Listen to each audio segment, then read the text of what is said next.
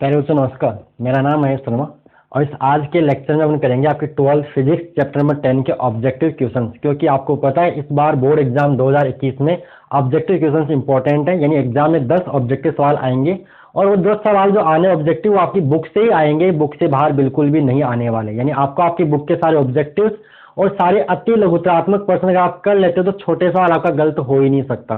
तो स्टार्ट करते हैं। इसके लिए मतलब आपको साथ में बुक भी लेके बैठनी है, क्योंकि मैं यहाँ पे सवाल बोलूंगा, सवाल लिखूंगा नहीं, तो आप साथ में आपकी बुक भी खोल के बैठ जाएगी सवाल लिखा हुआ क्या है। तो देखिए सवाल नंबर 1 की अपन बात करते हैं। क्वेश्चन नंबर फर्स्ट यहाँ पे बोला हुआ है सवाल नंबर 1 कि प्रत्यावर्ती धारा के वर्ग माध्य मूल का मान, धारा का वर्ग माध्य मूल मान। तो सारी बातें जानते हैं अपन। तो आई आर एम एस क्या होता है? आई आर एम एस होता है आई नॉट बाई √2। तो क्या होता है? ये होती है पीक वैल्यू, यानी अधिकतम मान का 1/√2 गुना होता है। तो ये ऑप्शन जो होगा सही हो जाएगा। तो शिखर मान का दुगुना, इसको बोलते हैं शिखर मान। आई नॉट को बोलते हैं पीक वैल्यू, शिखर मान इसको बोलते हैं। तो शिखर मान दुगुना नहीं, शिखर मान का आधा नहीं, शिखर मान के बराबर नहीं। ऑप्शन नंबर डी शिखर मान का 1/√2 गुना। तो ये ऑप्शन डी इज करेक्ट। आगे चलिए क्वेश्चन नंबर सेकंड में आते हैं। तो क्वेश्चन नंबर सेकंड की बात कर रहे हैं, प्रत्यावर्ती धारा परिपथ में निम्न में से किसके लगे होने पर धारा वोल्टा से कला में आगे होगी? धारा वोल्टेज से कला में आगे, यानी जो करंट क्या होगा, करंट आगे होगा वोल्टेज से। तो आपको पता है शुद्ध धारितीय परिपथ में सीसीएल होता है। क्या होता है? सीसीएल। कैपेसिटर में करंट लीड करता है, कैपेसिटर में करंट लीड करता है। तो जब केवल शुद्ध धारितीय परिपथ लगा होगा उस टाइम आपकी धारा की कला वोल्टा की कला से π/2 यानी 90 डिग्री, π/2 रेडियन यानी 90 डिग्री आगे होगी। तो यहाँ पर शुद्ध प्रतिरोध नहीं, शुद्ध प्रेरकता नहीं, शुद्ध धारिता, यस शुद्ध धारिता, यानी ऑप्शन इसका सेकंड का सी, ऑप्शन सी इज करेक्ट। यानी सेकंड का आपका ऑप्शन जो स है वो करेक्ट होगा। शुद्ध धारितीय परिपथ याद भी कर सकते सीसीएल। और इंडक्टर में होता है आपका आईपीएल। इंडक्टर में क्या होता है? आईपीएल। इंडक्टर में पोटेंशियल लीड करता है और कैपेसिटर में करंट लीड करता है। चलिए ओके, क्वेश्चन थर्ड की बात करें, बोला है प्रत्यावर्ती धारा की कला, प्रत्यावर्ती धारा की कला वोल्टा की कला से π/2 कोण से पीछे, यानी धारा की कला वोल्टा की कला से π/2 कोण से पीछे रहते जब परिपथ में केवल प्रतिरोध हो, केवल प्रेरकता हो, केवल धारिता हो, धारिता और प्रतिरोध दोनों हो। तो ये देख लो, इंडक्टर के अंदर पोटेंशियल आगे होता है, विभवांतर आगे होता है। तो यहाँ पे विभवांतर आगे होता है π/2 से, तो करंट पीछे हो जाएगा π/2 से। यानी सवाल समझ आ रहा है कि प्रेरकताओं के अंदर वोल्टा धारा से π/2 आगे होती है, तो धारा वोल्टा से π/2 कोण पीछे हो जाएगी। तो इसका आंसर क्या होगा? जब केवल आपका प्रेरकता लगाओ, यानी ऑप्शन तीसरे का ऑप्शन बी जो सही, ऑप्शन बी इज करेक्ट, यानी ऑप्शन इसका ब सही है। ठीक है, थर्ड का बी पीछे भी ये देखा अपना। चलिए क्वेश्चन नंबर 4 की बात कर रहा है, सी ओमेगा मात्रक। सी ओमेगा किसका मात्रक होता है? तो देखिए सी ओमेगा आपने पढ़ रखा है, क्या पढ़ रखा है आपने? पढ़ा है XC बराबर 1/ओमेगा C पढ़ा। और ये क्या होता है? प्रतिरोध होता है, ओम होता है। तो 1/ओमेगा C क्या आ जाएगा? तो ओमेगा से यहाँ से 1/ओम आ जाएगा। तो 1/ओम को अपन MHO महो इनवर्स बोल, मतलब एम क्या नहीं सॉरी OHM इनवर्स कर सकते हैं, ऊपर जाएगा। तो इसको क्या बोलते हैं? इसको MHO बोलते हैं, यानी महो बोलते। तो ये किसके बराबर होगा? ये महो के बराबर होगा। ठीक है, ओमेगा C यानी XC क्या होगा? धारितीय प्रतिघात, एक तरह से ये प्रतिरोध है, तो इसका मात्रक ओम, तो इसका मात्रक हो जाएगा महो हो जाएगा, इसका मात्रक महो होगा। ओके, क्वेश्चन नंबर 5 के बाद महो किसमें आ रहा है? यानी ओम, यानी ऑप्शन बी, ऑप्शन बी इसका सही आंसर होगा। क्वेश्चन नंबर 4 का B is the correct answer. चलिए परिपथ में संधारित्र, परिपथ में संधारित्र ऑप्शन ए प्रत्यावर्ती धारा को गुजरने देता है, ऑप्शन बी प्रत्यावर्ती धारा को रोक देता है, ऑप्शन सी जिस धारा को गुजरने देता है, और ऑप्शन डी। तो देखिए इसको सोल्व कैसे करना होता है। आपको पता है XC क्या होता है? XC बराबर 1/ओमेगा C होता है, 1/ओमेगा C। जैसे मैं डायरेक्टली बता सकता हूँ, लेकिन आपको सोल्व करूंगा मैं। तो 1/ओमेगा होता है 2πf/c। तो देखिए डीसी के लिए, डीसी की जो आवृत्ति है, डीसी की जो फ्रीक्वेंसी होती है वो क्या होती है? 0 होती है। तो डीसी की फ्रीक्वेंसी 0 होगी, तो इसका प्रतिरोध क्या हो जाएगा? यानी प्रतिघात हो जाएगा। फ्रीक्वेंसी 0 होने से इसका XC अनंत हो जाएगा, और XC अनंत हो गया तो डीसी के लिए ये मतलब इसका प्रतिरोध अनंत हो जाएगा। तो जिस धारा को गुजरने, यानी ये जिस धारा को अवरुद्ध करता है, जिस धारा को अपने से नहीं गुजरने देता है। यहीं पे AC की बात करें तो AC कुछ तो फ्रीक्वेंसी होगी, कुछ तो आवृत्ति होगी, तो XC का मान घट जाएगा। तो AC को जो आपका संधारित्र है वो AC को तो गुजरने देता है, लेकिन डीसी को ये रोक देता है। डीसी के रास्ते में खड़ा नहीं, तेरे को तो नहीं रहने दूंगा। तो डीसी को रोक देता है, तो कौन सा है? यानी यहाँ पे क्या करेगा, धारा प्रत्यावर्त धारा गुण देता है, बिल्कुल कौन सा परिपथ में संधारित प्रत्यावर्त धारा होता है, जिस धारा गुण देता है तो प्रत्यावर्त धारा को रोकता है और जिस धारा को गुजरता है, तो कौन सा होगा आपका प्रत्यावर्त धारा को गुजरने देता है, प्रत्यावर्ती धारा को गुजरने देता है। 5 का आपका ऑप्शन ए इज सही, ऑप्शन ए इज करेक्ट, इसका ए आंसर सही होगा। बोलो क्लियर, समझ में विद कंसेप्ट क्लियर है। चलिए क्वेश्चन नंबर 6 की बात करते हैं, तो यहाँ आ जाते हैं अपन क्वेश्चन नंबर 6 की बात अपन करते हैं। तो क्वेश्चन नंबर 6 देखिए क्या पढ़ा हुआ है, पढ़ लेते हैं क्या है। अच्छा सवाल है किसका मात्रक समान नहीं है, किसका मात्रक समान नहीं है, अब चेक करना पड़ेगा। तो चेक करते हैं। तो पहला क्या दिया आपको 1/√LC, मैंने आपको दे रखा है 1/√LC, इसको मैं आराम से आपको सोल्व ही कर देता हूँ, पोस्टमार्टम कर देंगे अच्छी तरह से। 1 देखो L क्या होता है प्रेरकत्व, तो प्रेरकत्व का मात्रक पहले अपन क्या करते हैं, पहले अपन LC का मात्रक निकाल लेते हैं। LC वाली काम आएगा अभी, LC तो देखो L होता है प्रेरकत्व, फिर अपन 1/√LC कर लेंगे बाद में। तो LC L क्या होता है प्रेरकत्व, प्रेरकत्व का मात्रक होता है वेबर पर एम्पियर, पढ़ रखा है 5 बराबर LI, यहाँ से L बटे में 5 बटे चुंबकीय प्लस 5 बटे वेबर पर एम्पियर। और C यहाँ पे क्या है, C यहाँ पे धारिता है, C यहाँ पे क्या है कैपेसिटर है, कैपेसिटेंस है। तो Q बराबर CV से, Q बराबर CV से इसका मात्रक क्या कुलाम पर वोल्ट होगा, यानी इसका मात्रक होगा C4, यहाँ पे कुलाम है, यहाँ C4 क्या है कुलाम, कुलाम पर वोल्ट होगा। तो अब देखिए वेबर को, अब वेबर को अपन क्या लिख सकते हैं, वेबर को अपन लिख सकते हैं क्या लिखे, तो वेबर को लिख देते हैं क्या लिखे, tesla metre square, tesla metre square बटे में एम्पियर, और यहाँ पे कुलाम पर वोल्ट।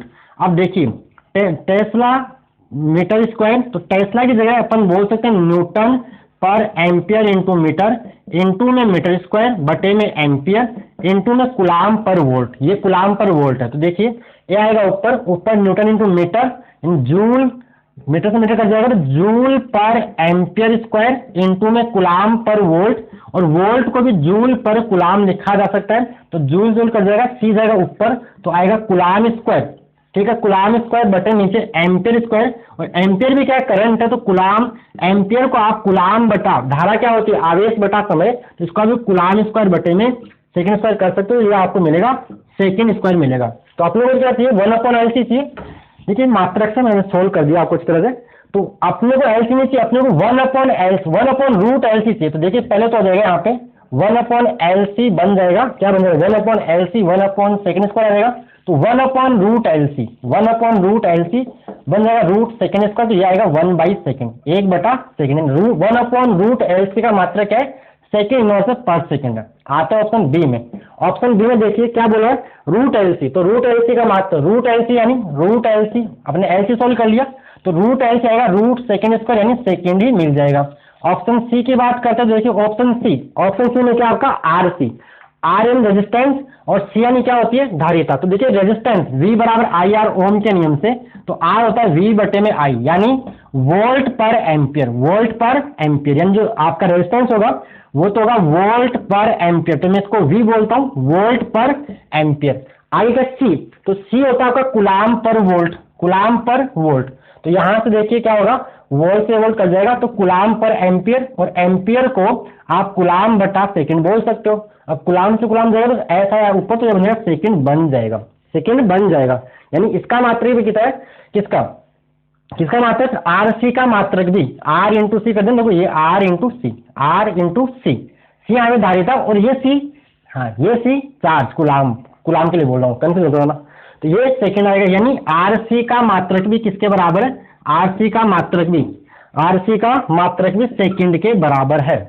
चलिए ऑप्शन डी में आते हैं L बटा R, तो L क्या होता है प्रेरकत्व, L क्या होता है प्रेरकत्व, मात्रक होता है वेबर पर एम्पियर, या वेबर पर एम्पियर लिखने से बेटर इसका मात्रक हम लिखेंगे जूल पर एम्पियर स्क्वायर, क्योंकि ये अपन ने भी यहाँ पे सोल्व कर लिया। देखिए ये तो आएगा, ये तो है कौन आपका LC, तो ये जूल पर एम्पियर स्क्वायर आता है, और साथ में कौन है प्रतिरोध, तो प्रतिरोध आपका होता है वोल्ट पर एम्पियर, तो यहाँ बनेगा आपका जूल पर एम्पियर स्क्वायर, और यहाँ पे एम्पियर बटे में वोल्ट आ जाएगा, तो यहाँ पे ये बनेगा जूल पर एम्पियर इंटू 1/वोल्ट, और 1/वोल्ट को जूल पर कुलाम बोल सकते हैं, जूल जाएगा तो कुलाम जाएगा ऊपर, तो कुलाम बटा एम्पियर, यानी कुलाम बटा ये एम्पियर कुलाम बटा सेकेंड आप बोल सकते हो, तो इसका मात्रक भी सेकेंड ही आ जाएगा। क्लियर। तो देखिए हम ध्यान से देखिए क्या क्या देख लिया आपने, L बटा आर का मात्रक भी सेकंड, देखो 1/√LC का मात्रक आ रहा है, 1/2 आ रहा है, और फिर आगे कौन सा है, √LC का मात्रक भी सेकंड आ रहा है, फिर आगे क्या आ रहा है, RC का मात्रक भी सेकंड आ रहा है, और L/R का मात्रक भी सेकंड है। तो यहाँ से कहीं भी सवाल आ सकता है। तो 1/√LC, तो पूछा क्या है, किसका मात्रक समान नहीं है, तो 1/√LC का मात्रक समान नहीं, यानी option A is correct. I hope आपको समझ में आया होगा पूरा ढंग से, ठीक है। मैंने बोला है, देखो सी यहाँ पे 2 बार लिखा है, एक सी का मतलब कूलाम है, कहाँ कूलाम है वो मैंने आपको समझा दिया, और यहाँ जो लिखा है वो सी आपकी धारिता है, कैपेसिटेंस है। चलिए यहाँ तक आप इसको नोट करना है तो नोट कीजिएगा। आगे अपन कौन सा करते हैं, क्वेश्चन नंबर 7 करते हैं। ओके, क्लियर है, ठीक है। आगे आ जाइए, क्वेश्चन नंबर 7।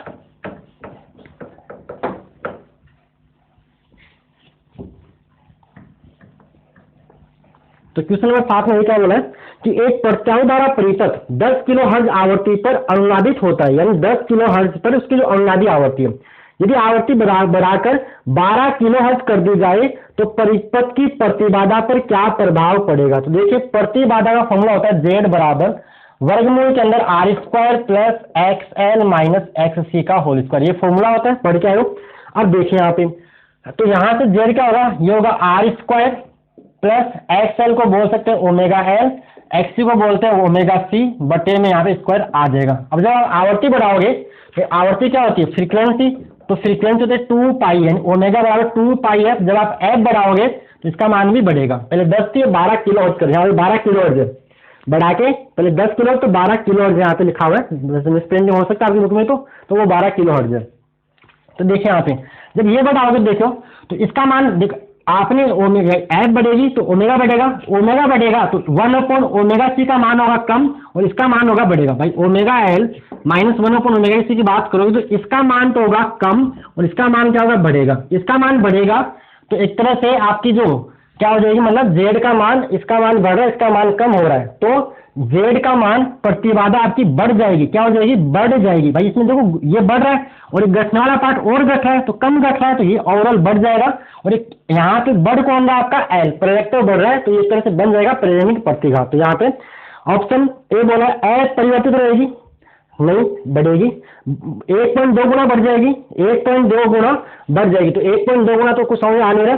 फिर देखिए आगे पढ़िए, बढ़ जाएगी और धारित्य रहेगी, नहीं धारित्य नहीं होगी, बढ़ जाएगी और प्रेरणिक हो जाएगी, यानी इसका option D is correct, option D is correct, यानी सातवें का आपका द सही है। ठीक है, आगे आते हैं अपन क्वेश्चन नंबर 8 पे। क्वेश्चन नंबर 8 में बोला है एक परिपथ में धारा की कला, क्वेश्चन नंबर 8 में आ जाता है एक परिपथ में धारा की कला वोल्टा की कला से π/3 कोण पीछे, यानी जो धारा है वो वोल्टेज से पीछे, धारा है करंट है वो वोल्टेज से पीछे। तो परिपथ में अवयव देखिए, धारा वोल्टेज से पीछे होती है π/2 जब आपका केवल और केवल प्रेरकत्व कुंडली विद्यमान हो। अब 90 यानी 90 डिग्री तो नहीं है, कुछ कम है, तो कुछ कम है तो यहाँ पे क्या आ गया होगा, यहाँ पे RL आ गया होगा। यहाँ पे रेजिस्टेंस 7 रखना चाहेगा तो ये क्या बन जाएगा आपका, तो परिपथ में अवयव है R और C, नहीं R और L, हाँ L और C नहीं, केवल L नहीं, तो कौन सा होगा R और L, ऑप्शन 8 का ऑप्शन बी इज करेक्ट। क्योंकि इसका जो समीकरण होता है वो होता है I बराबर I0 sin omega t minus 5, ये इसका समीकरण इसमें बन जाता है, फाई कला कोण पीछे है। ओके चलिए क्वेश्चन नंबर 9 का जाते हैं। क्वेश्चन नंबर 9 की बात करें, यहाँ का हो गया, यहाँ आपका ऑप्शन ब इज करेक्ट, ऑप्शन 8 का ब सही है। क्वेश्चन नंबर 9 में बोला है, ये कौन सा था, 8 था। क्वेश्चन नंबर 9 क्या है, शुद्ध प्रेरकत्व या धारिता का शक्ति गुणांक का मान होता है। देखिए शक्ति गुणांक इस बार तो बोर्ड एग्जाम के सिलेबस में नहीं है, लेकिन शक्ति गुणांक होता है कोस फाई को बोलते हैं पावर फैक्टर, यानी प्रत्यावर्त द्वारा परिपथ में धारा और वोल्टा के मध्य कलांतरिक जो कोज्या है, कोस है, उसको शक्ति गुणांक बोलते हैं। हालांकि ये सवाल इस बार बोर्ड एग्जाम में नहीं आएगा क्योंकि शक्ति गुणांक सिलेबस से हटा रखा है, तो फिर भी ये ज्यादा बड़ा सवाल नहीं है, आपको कर लेना चाहिए। तो देखिए यहाँ पे फाई का मान कितना होता है, जब प्रेरकत्व, जब परिपथ में केवल या तो शुद्ध कुंडली लगी हो, प्रेरकत्व कुंडली या तो L लगा हो या C लगाओ, उस टाइम जो फाई का मान होता है π/2 होता है, तो cos π/2 यानी cos 90 डिग्री, यानी क्या हो जाएगा, 0 हो जाएगा। तो यहाँ पे 1 0 पाई 0 से तो ऑप्शन ब 9 का ऑप्शन बी इज करेक्ट। इसे ही पावर फैक्टर बोलते हैं, cos फाई को ही पावर फैक्टर बोलते हैं, शक्ति गुणांक बोलते हैं। वैसे cos फाई का जो फॉर्मूला होता है वो होता है R/Z, या Z को बोलते हैं प्रतिबाधा बोलते हैं। चलिए यहाँ तक क्लियर है, आगे बढ़े। आगे तो देखिए नेक्स्ट क्वेश्चन नंबर 10 की बात करते हैं, यह उठा देना अपने यहाँ से। तो आगे देखिए क्वेश्चन नंबर 10, ये नोट कर लिया होगा आपने इधर वाला। क्वेश्चन नंबर 10 देखिए क्या बोला है। क्वेश्चन नंबर 10 की अगर बात करते हैं तो सवाल आप पढ़ लीजिए एक बार, मैं मार्कर थोड़ा सा अपना फीका चलने लग गया। तो क्वेश्चन नंबर 10 क्या है, एक प्रत्यावर्ती परिपथ में शक्ति की हानि के लिए बिना धारा को, शक्ति की हानि किए बिना धारा को कम कर सकता है। तो ये अपन एक चौकुंडली पढ़ी है। चौकुंडली क्या थी, पढ़ रखिए। चौकुंडली तो एग्जाम्पल है। चौकुंडली क्या करती थी कि ऐसी कुंडली जिसका प्रेरकत्व अधिक हो और प्रतिरोध क्या हो, निम्न, जो शक्ति को बिना मतलब शक्ति को मतलब क्या मतलब बहुत कम शक्ति हानि पर भी, बहुत कम शक्ति हानि पर भी धारा को नियंत्रित कर सकता है। तो ये आपकी चौकुंडली का एग्जाम्पल है। तो इस तरह से आपका शुद्ध प्रेरकों का प्रयोग करने पर शुद्ध प्रतिरोध और प्रेरकत्व नहीं, प्रतिरोध धारिता, तो ये होगा शुद्ध प्रेरकत्व है। एक तरह से आपकी चौक कोइल का ही सवाल है, चौक कोइल एक तरह से। क्वेश्चन नंबर 11 की बात करें। क्वेश्चन नंबर 11 देखिए क्या बोला है, I बराबर I0 sin omega T minus π/2। सवाल बोला है कि I बराबर IM, मैंने इसको नोट बोल दिया, IM मैक्सिमम वैल्यू क्या होगी, साइन ओमेगा टी माइनस π/2 आपको गिवन है। ठीक है, प्रत्यावर्ती धारा परिपथ में प्रवाहित हो रही है यदि प्रत्यावर्ती वोल्टेज, यानी आपको वोल्टेज का समीकरण गिवन है V बराबर VM इंटू में साइन ओमेगा टी आपको गिवन, और पूछा क्या है हो तो वे होने वाली शक्ति है। तो आप शक्ति का औसत शक्ति का फॉर्मूला जानते हो, VRMS इंटू IRMS इंटू में कोस फाई, जहां पे कोस फाई क्या होता है, वोल्टेज यानी धारा और वोल्टा के मध्य कलांतर। तो यहाँ कलांतर कितना आ रहा है, यहाँ पे कलांतर का मान है π/2 90 डिग्री। तो यहाँ पे कोस फाई जब आप रखोगे, जब इस फॉर्मूला रखोगे तो P एवरेज आएगा VRMS इंटू में IRMS इंटू में कोस π/2 यानी कोस 90 डिग्री, इसका मान हो जाएगा 0। तो VRMS इंटू में IRMS इंटू में 0, तो औसत शक्ति यहाँ पे क्या बन जाएगी, यहाँ पे 0 आ जाएगी। तो ऑप्शन किसमें आ रही है, option D is correct, option ड आपका इसमें सही होगा। चलिए ठीक है यहाँ तक, ओके, कोई डाउट है यहाँ तक। चलिए आगे बात करते हैं अपन नेक्स्ट किसकी, क्वेश्चन नंबर 12 की। ये और उठा देते हैं, क्वेश्चन नंबर 12 पढ़िएगा।